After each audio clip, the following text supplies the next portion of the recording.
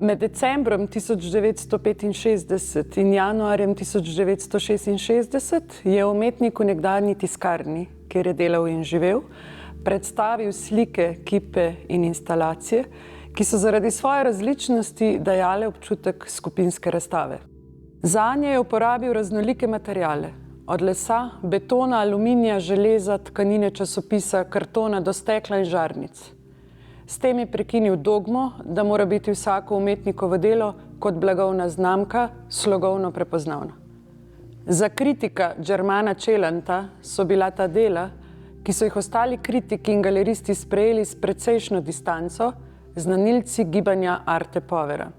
Dela tega obdobja so zasluženo pozornost dobila šele s predstavitvijo v Kunsthalle Bern in Secession na Dunaju med leti 1989 in 1990 in na dokumenti v Kasslu leta 1997.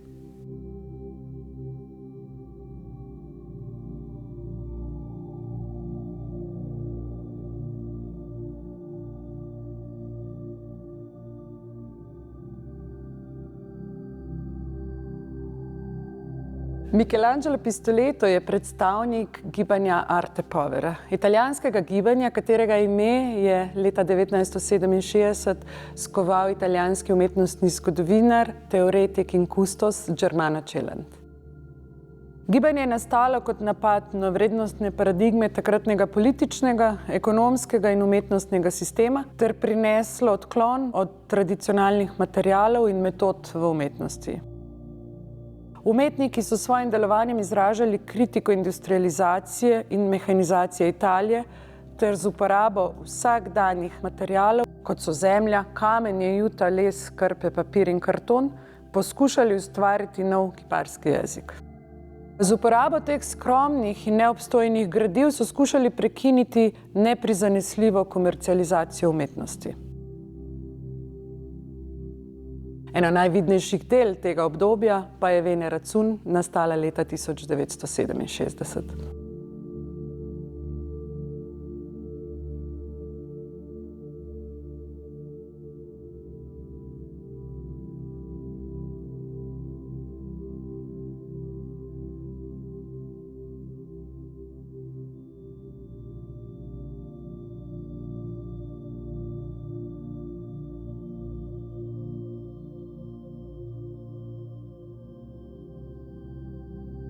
Prva zrcalna slika je nastala leta 1962 in vse od takrat se umetnik vrača in raziskuje ta medij. Zanimivo pri zrcalnih slikah je dejstvo, da se umetnost in življenje povežeta v eno. Na eni strani imamo pogled v iluzorno in na drugi odsev realnega, torej tistega, kar predstavljamo mi svojo okolico.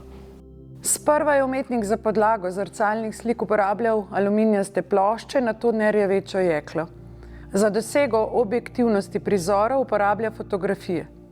Slednje je spočetka v naravni velikosti prerisoval na tanek papir, leta 1971 pa je začel ta postopek nadomeščati s sitotiskom.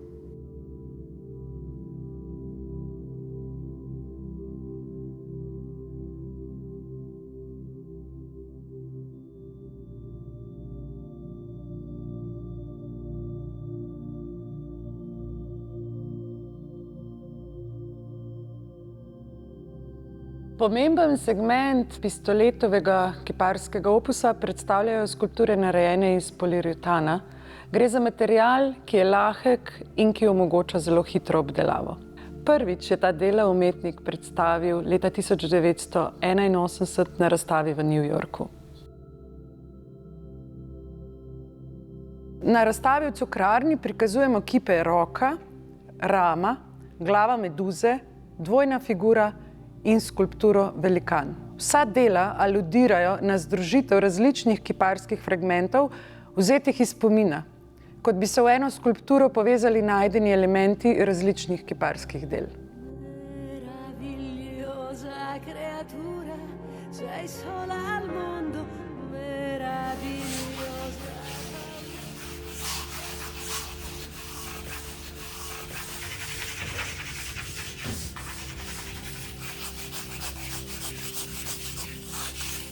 Nedvomno najdaljše oziroma največje delo na sami razstavi je stena, ki je za mano.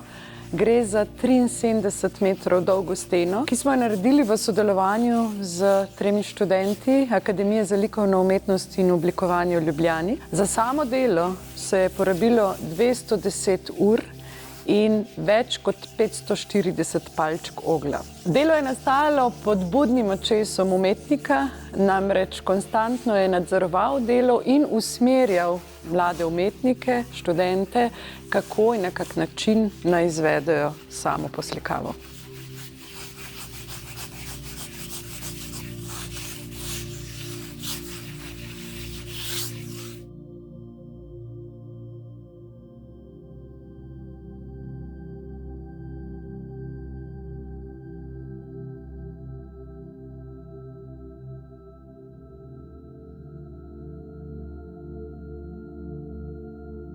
Leta 1985 je umetnik naredil serijo del, katerih površine so bile pobarvane s temnimi barvami in so kot nekakšne črne luknje goltale svetlobo. Gre za del razstave, ki predstavlja izhodišče za samo predstavitev v Ljubljani.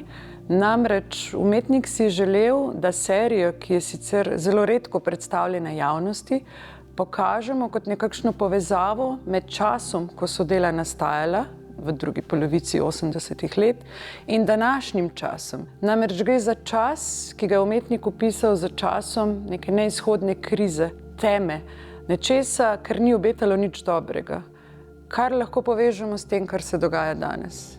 Z vojno v Ukrajini, s temnim, težkim obdobjem, ki prihaja, z uničenjem planeta, z vsem zavedanjem, kaj smo storili, in z vsem tem je povezan ne samo razmislek skozi to obdobje in prikaz tega obdobja, temveč tudi obdobja Tretji paradiž, ki ga kažemo prav tako v tem nadstropju.